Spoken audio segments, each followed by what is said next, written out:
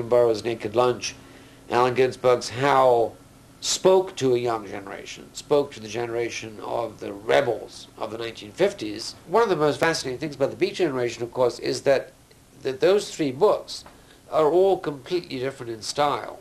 There's no comparison in the style of them.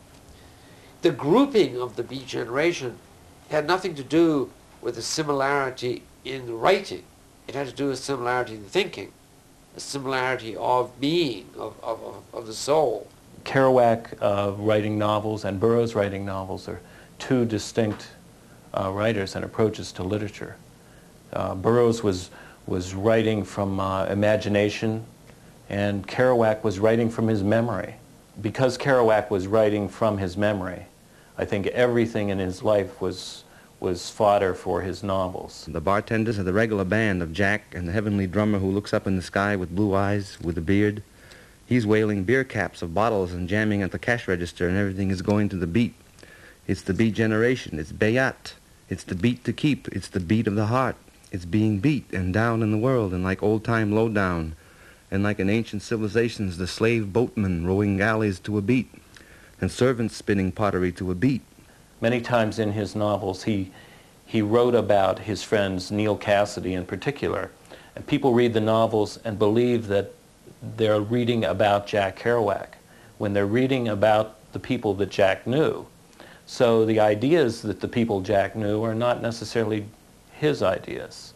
And so then sometimes it's very confusing to people that they might believe that he's more liberal than he actually was. Everybody looks everywhere. It's a jazz joint and Beat Generation mad trick. You see someone, hi! Then you look away elsewhere for something, someone else. It's all insane. Then you look back, you look away, around. Everything is coming in from everywhere in the sound of the jazz. Hi! Hey! Yeah, I guess the American idea is to go west, young man. Someone famous said that.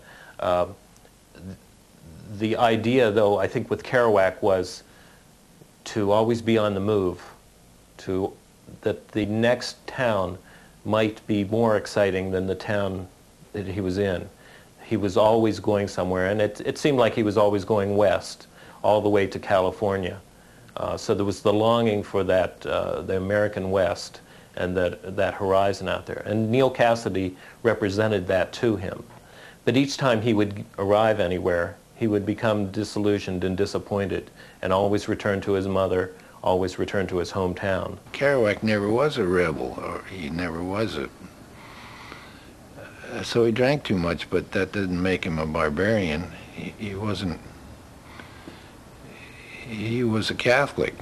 He was a believing, practicing Catholic. He lived with his mother, took care of his mother. He was a homeboy. He didn't like fame.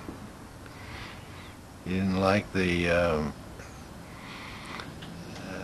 routines that he was expected to go through after he became famous. He was just a homeboy. He liked to stay at home. He was bound to his mother because his father died. He felt responsible for taking care of her. She was also a safety net. She was a place that he could retreat to. After his drunken binges in the city, he would go back home. She was always there to take care of him. It was always her little Jackie. He was tied to his mother's apron strings, is what we'd say here.